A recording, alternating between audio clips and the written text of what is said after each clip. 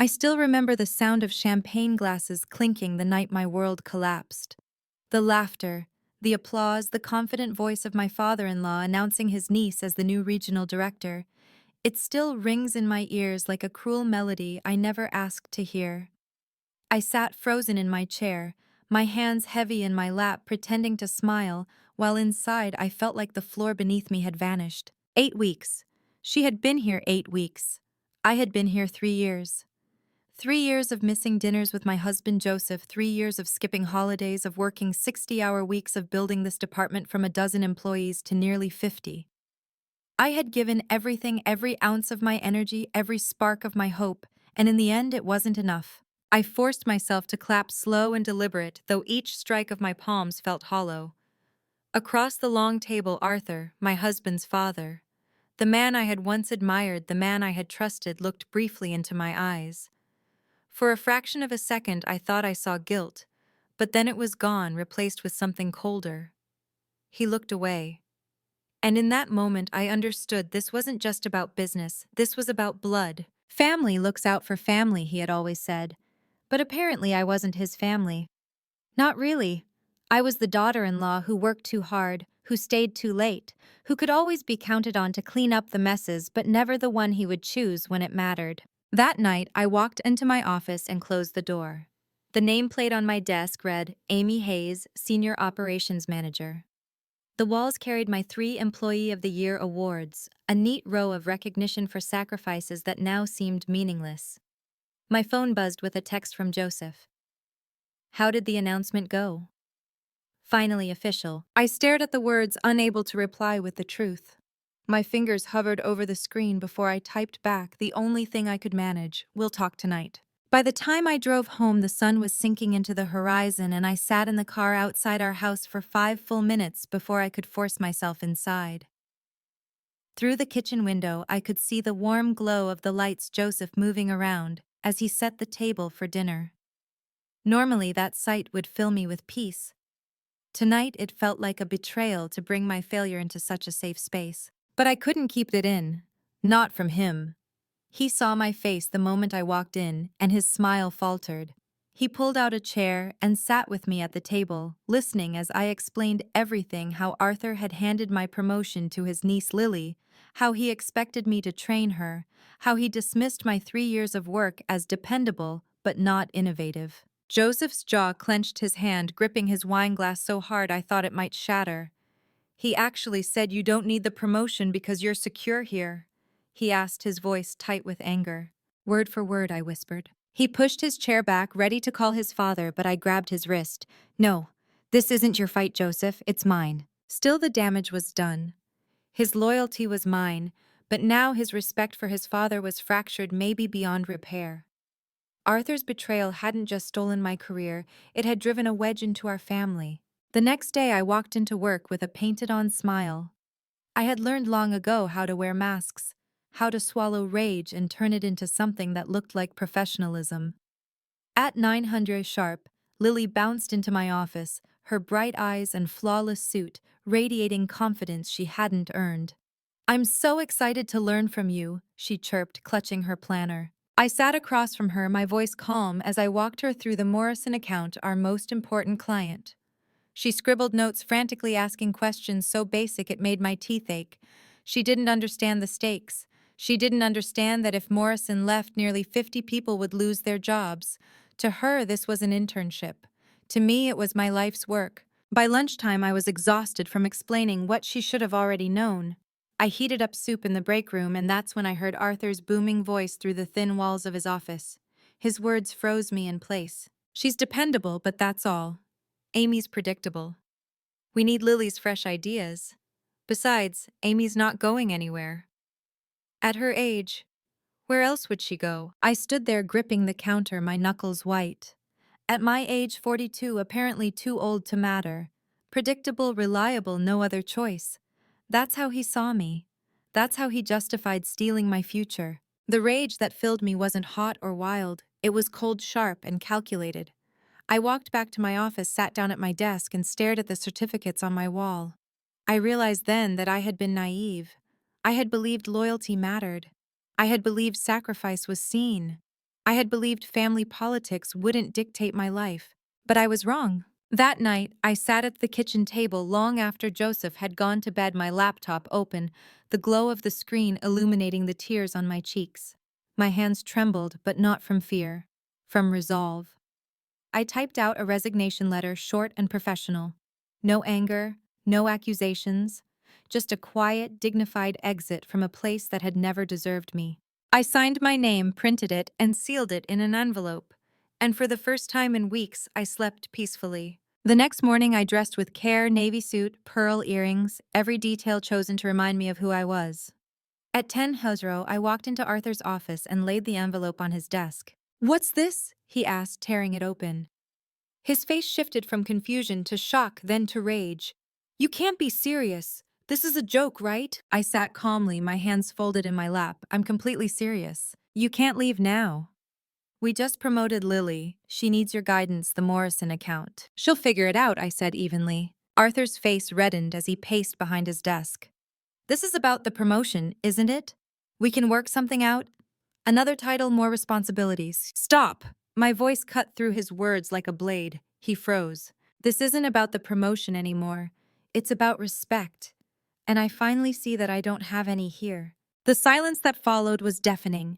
His eyes darted to mine, panicked. "You heard?" Every word I said. He sank into his chair, suddenly looking older, smaller, defeated. For once, I wasn't the one begging for approval. I was the one holding the power. And in that moment, I knew I was done being predictable. Arthur's silence after I handed in that letter was something I had dreamed of for years. Not because I wanted to hurt him, but because I wanted just once for him to feel what I had carried every day, the weight of being underestimated, dismissed, and used. He leaned back in his chair, his fingers twitching on the armrests, his lips parted as though he wanted to speak, but no words came. For the first time, the man who always had a booming opinion, who could fill a room with his certainty, had nothing. I stood slowly, smoothed the fabric of my skirt, and looked down at him. "You told someone I was predictable," I said quietly, "but you never predicted this." I walked out of his office with steady steps, my heels clicking against the tile like a metronome, each beat marking the end of one chapter and the beginning of another. I didn't go back to my desk. I didn't stop to explain to Lily or my coworkers. I didn't clear out my office. My resignation letter was enough. Let them pack my things, let them stare at the empty desk, and wonder. My time of belonging to them was over. Driving home that day felt like shedding a skin. The sun was high, spilling golden light over the road, and for the first time in months, I wasn't heading into another endless loop of meetings and late nights. The wheel beneath my hands felt lighter. My chest felt open, unclenched. Yet even as the relief settled in, another feeling pulsed beneath it, a quiet, simmering fury. That night, Joseph sat with me on the porch. I told him everything. Arthur's dismissal, his words in the break room, the way he panicked when he realized I had overheard. My husband listened in silence, his jaw tightening with every word. When I finished, he reached over and took my hand. "You don't deserve this," he said finally. "And he doesn't deserve you." I squeezed his hand, grateful for his loyalty, but I couldn't ignore the shadow in his eyes. This wasn't just my war. It was his family, his blood.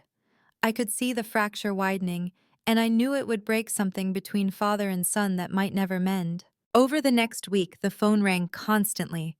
Messages piled up in my inbox. Arthur called me twice, then 3 times, each message growing more desperate. At first, it was all bluster. "You can't do this to the company, Amy.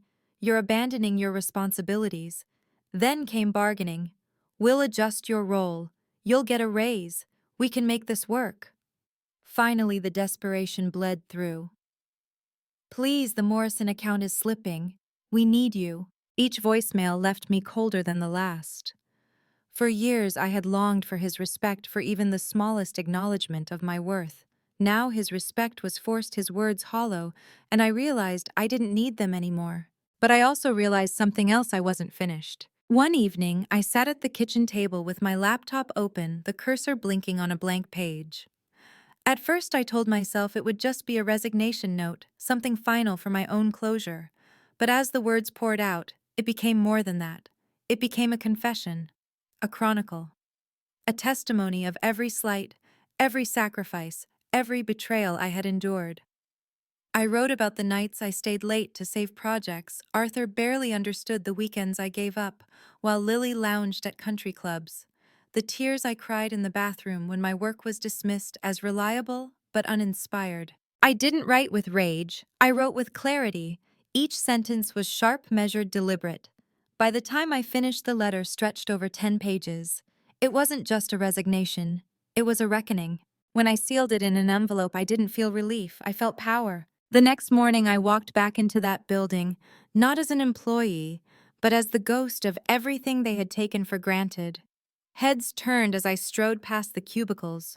Whispers followed me like a trail. I didn't stop until I reached Arthur's office. He looked up startled, his eyes rimmed with exhaustion. Amy. I held up the envelope and set it gently on his desk. This is for you. His hand hovered over it. What is it? You'll see. Then I walked out. By noon, I knew he had read it. Because by noon, Joseph called me from his office.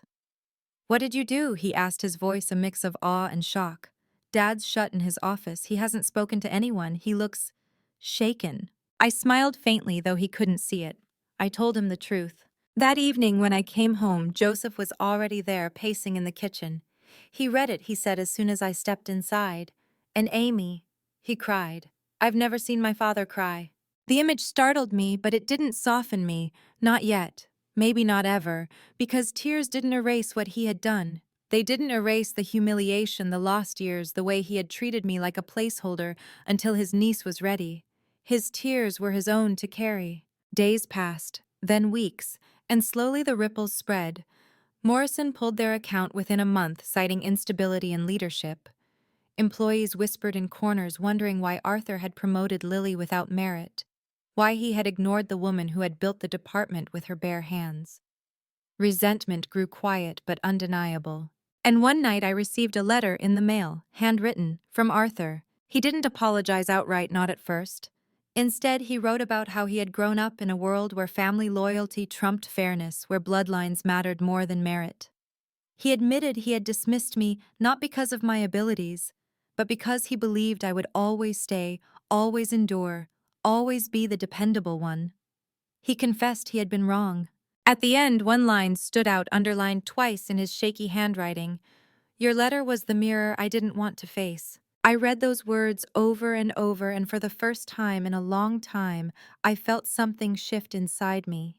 Not forgiveness, not yet, but a release, a loosening of the grip his betrayal had held on me. Still, part of me whispered, this isn't finished. Because even as he wrestled with his guilt, I was beginning to see a larger truth that betrayal can destroy, but it can also awaken. It had awakened something in me I could never put back to sleep, and that truth was only beginning to unfold. The weeks that followed were like watching a slow-motion collapse of a house built on rotten beams. At first, from the outside, nothing seemed wrong. The company still carried its glossy facade, the lobby filled with polished marble and fresh flowers, employees still moving briskly between offices. But I knew what lay beneath, and soon so did everyone else. Lily tried to take the reins, that much I'll give her. She wore her designer suits, flashed her rehearsed smile, and mimicked Arthur's booming tone. But it was all surface. The Morrison account was just the first to go. Within a month, 2 more clients walked away, citing lack of confidence in leadership. Departments grew chaotic under her direction.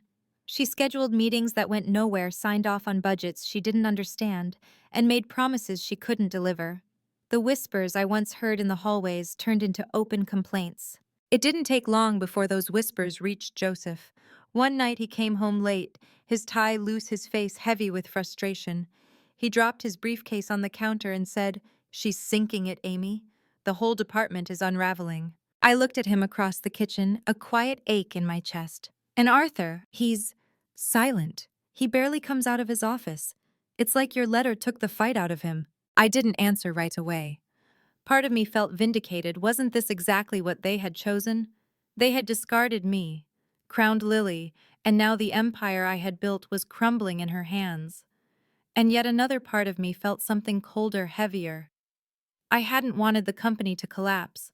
I had wanted justice. I had wanted truth. Watching the wreckage spill out into the lives of innocent employees who had once trusted me, that wasn't victory. It was grief in a different form. One evening, as I was watering the flowers in the front yard, Joseph came outside, his phone still in his hand. Dad called me again. He said, his voice quieter than usual. What did he want? I asked, setting the watering can aside. He asked me to talk to you. Said if you came back even temporarily, you could save them. I laughed, a short, hollow sound. After everything he said, after handing my promotion to Lily, after calling me predictable, Joseph didn't answer. His silence told me enough. He knew what I knew, that Arthur wasn't asking for my help out of respect. He was asking because he was desperate, because he had finally realized the niece he favored wasn't enough, because my absence had created a wound no one else could heal. That night, I sat by the window long after Joseph had gone to bed, staring out at the quiet street. My mind spun in circles. A part of me longed to march back into that office, not for Arthur, not for Lily, but for the employees who had believed in me. For Jennifer, who had once told me she stayed at the company because of my leadership. For Marcus, who said I was the only manager who ever listened. For all of them who were now drowning under someone else's incompetence. But then I remembered the voice in the break room. Arthur's words like knives cutting into my back. At her age, where else would she go? I remembered the hollow applause the night Lily was promoted. I remembered years of sacrifice ignored. And I knew with a clarity that cut through my conflicted heart, I could not save them this time. Because saving them would mean saving him, and he had already stolen too much from me. Still, the guilt gnawed at me. 2 weeks later, the inevitable happened. The board called for Arthur's resignation. Word spread quickly. His name, once synonymous with authority, now carried shame. The man who had always walked with unshakable confidence now avoided public appearances, retreating into his home. And Lily? She was left exposed. The clients she couldn't retain, the employees she couldn't inspire, the budgets she couldn't balance, it all piled up until the board quietly replaced her. She lasted barely 6 months in the role she had been handed on a silver platter. The day Joseph told me, we sat across from each other at the kitchen table, the weight of it settling between us. It's over, he said. Dad resigned. Lily stepped down. They're bringing in an outsider to clean up the mess. I nodded slowly, my fingers tracing the rim of my coffee mug. There was no joy in me, no thrill of victory, only a hollow kind of peace, like watching the final ember burn out after a fire has consumed everything. But Arthur didn't disappear from my life. One evening, there was a knock at my door. I opened it to find him standing there, shoulders slumped, his once imposing frame looking smaller than I'd ever seen. He held no briefcase, wore no tailored suit. Just a tired man with gray in his hair and regret in his eyes. May I come in? He asked softly. I hesitated, then stepped aside. We sat in the living room, the silence between us thick. Finally, he spoke. I read your letter again last night. All 10 pages. I've read it every week since you gave it to me. I said nothing. You were right, he admitted, his voice cracking. I used you. I dismissed you. I thought you'd always be there, so I gave the rewards to someone else. I thought family meant blood.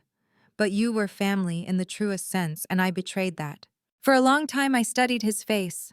The lines of power were gone, replaced by deep creases of regret. He wasn't the man who had belittled me in the break room. He wasn't the man who had laughed as he announced Lily's promotion. He was just a man who had finally faced the mirror I'd held up to him. Why are you here, Arthur? I asked quietly. His eyes glistened. To say I'm sorry, and to thank you. Because your letter, it broke me, but it also freed me. I see now what I couldn't before. The silence stretched. Forgiveness didn't come easily, maybe it never would. But I realized something then. I didn't need his apology for closure. I had already closed that chapter when I walked out of his office with my resignation letter. He left not long after, and I watched his car disappear down the street. My heart felt strangely light. Because for the first time I understood that revenge isn't always loud. Sometimes it's quiet. Sometimes it's walking away and letting someone live with the ruin of their own choices. And sometimes it's a 10-page letter that becomes the mirror no one can escape. After Arthur's visit, I sat in the quiet of my living room, long after he left the echo of his apology lingering like smoke. I should have felt satisfied, but what settled over me was something quieter, deeper, the realization that I had already moved past needing his words. His regret was his own burden to carry. My freedom had come the day I chose to walk away. But freedom was frightening too. For weeks I woke each morning to silence, no buzzing phone, no overflowing inbox, no schedule packed with meetings.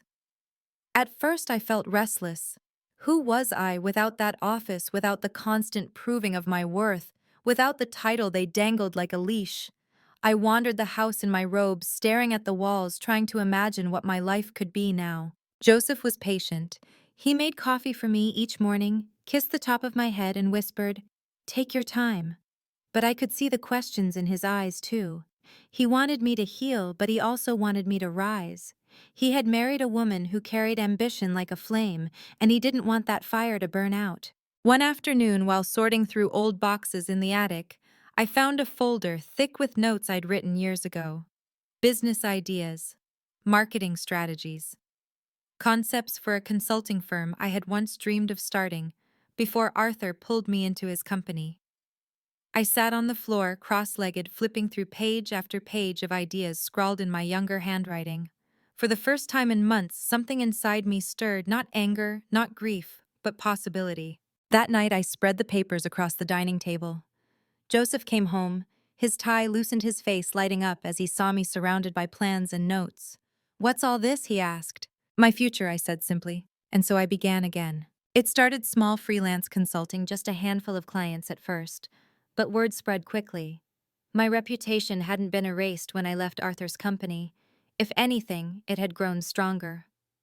People admired me for walking away, for refusing to be silenced. Soon I was advising mid-sized firms, then larger corporations. My days filled with work again, but this time it was mine. No politics, no betrayals, no Arthur looming over my shoulder. Just me, my clients, and the satisfaction of building something on my own terms. There were moments of doubt, of course. Nights when I lay awake wondering if I had the strength to keep going. But each time I remembered that night in the break room, Arthur's dismissive words, "At her age, where else would she go?" Those words fueled me. They were the ghost I carried, pushing me forward, reminding me never to settle for being predictable again. As my consulting firm grew, so did my confidence. Within a year, I hired a small team. I saw pieces of myself in them, ambitious, determined, but wary of the politics that often poisoned workplaces. I promised myself they would never endure what I had. Their ideas would be heard, their efforts recognized, their worth never questioned. In building a business for myself, I built the kind of environment I had always deserved. But even as I rose, the shadows of the past still found me. At family gatherings, Arthur was quieter, more subdued. He avoided my gaze sometimes, as if afraid of the reflection he might see in my eyes. Lily no longer held her place of pride. She had taken a job in another city, a quieter role far from the spotlight she had once believed she deserved. I could have gloated. I could have sharpened my words into daggers. But instead, I chose silence. Not the silence of submission, but the silence of strength. One evening at a dinner hosted by Joseph's mother, Arthur sat across the table from me. The conversation was polite, almost strained, but then as dessert was served, he cleared his throat. "Amy," he said, his voice soft, "I saw your firm mentioned in the business journal last week. Congratulations." For a moment, the table fell quiet. Everyone knew what those words cost him. I inclined my head. "Thank you. Nothing more. Nothing less." Because the truth was, I didn't need his approval anymore. His acknowledgement was a ghost of the power he once held over me, and now it meant nothing. My worth was no longer tied to him, his company, or his choices. Still, when I looked at him, I didn't see the tyrant who had mocked me. I saw a man carrying his own chains of regret, a man who would never escape the weight of his mistakes. And in that, I realized something profound. Karma doesn't always come as fire and thunder. Sometimes it comes quietly, in the form of living with the truth you can't undo. That night, as I walked home with Joseph, he squeezed my hand and said, "You've changed. You're stronger now." I smiled, feeling the cool night air brush against my skin. No, I said softly. I'm just finally myself. In the months that followed, I found myself reflecting often on the journey.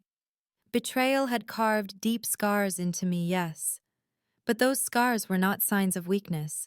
They were proof of survival. Proof that I had walked through fire and come out the other side, not burned but tempered. I thought back to that letter I wrote, the one that shattered Arthur, the one that forced him to face what he had done.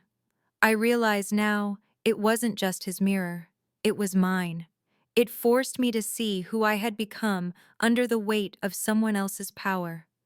And it gave me the courage to step into who I was always meant to be. And so life moved forward. Not in a blaze of revenge, not in the dramatic collapse of empires, but in the quiet building of something stronger, truer, and mine. Years later, when the dust had long since settled and my consulting firm had grown into something I could finally call a legacy, I ran into Lily again. It was at a networking gala, the kind of polished event where everyone wore their finest armor of smiles and handshakes. I had been invited as a keynote speaker, my name printed on banners at the entrance, my story, now a quiet inspiration whispered in professional circles. I spotted her across the room, standing alone near the buffet table, her posture less certain than I remembered. The years had taken the shine off her ambition. Her once perfectly rehearsed confidence had dulled into something brittle. For a moment, I considered walking past her without acknowledgement, letting her remain just another ghost from a past I no longer needed. But something inside me stirred, not anger, not revenge, but a strange, almost painful curiosity. When her eyes lifted and met mine, she froze. Her lips parted slightly, and for a second, I saw shame flicker across her face. Then she squared her shoulders, trying to resurrect the poise she had once carried like a shield. "Amy," she said, her voice softer than I expected. "Lily," I replied evenly. There was a long pause filled with all the unsaid things that hovered between us. The promotion that had been stolen, the collapse of the company under her leadership, the fallout that had reshaped all our lives. Finally, she exhaled. "I wasn't ready. You know that, don't you?" I studied her carefully, seeing her not as the polished niece Arthur had chosen, but as a woman who had been thrust into a role she could never truly handle. "I knew," I said quietly, "but it wasn't my job to prove it." Her eyes lowered. "I thought he was giving me a gift, but it was a curse. I still hear the whispers. People don't forget failure." Something in her words pierced me, not because I pitied her, but because I understood.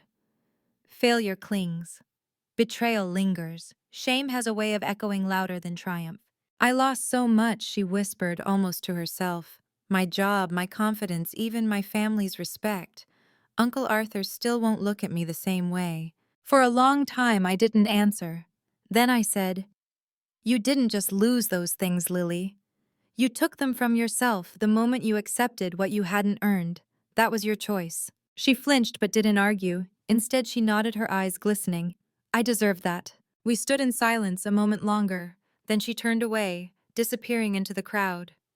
I didn't watch her go, because in that moment I understood that karma had already done its work. I didn't need to humiliate her or remind her of the pain she had caused. She carried it with her, just as Arthur carried his regret. Walking back to my table, I felt something settle inside me, something final. Betrayal had once defined me, carved deep wounds into me.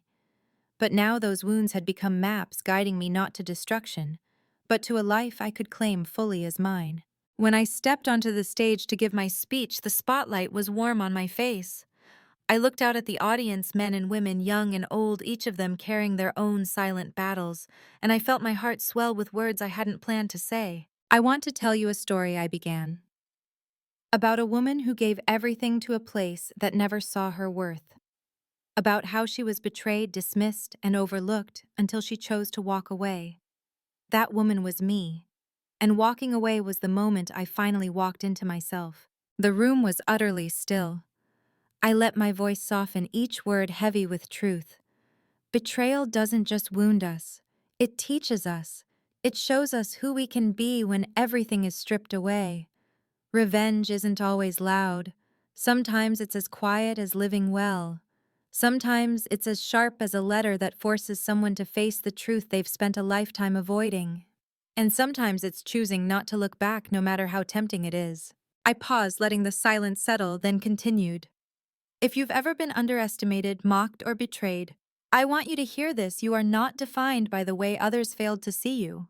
You are defined by the way you rise when they expect you to crumble. I am not who I am today in spite of betrayal. I am who I am because of it.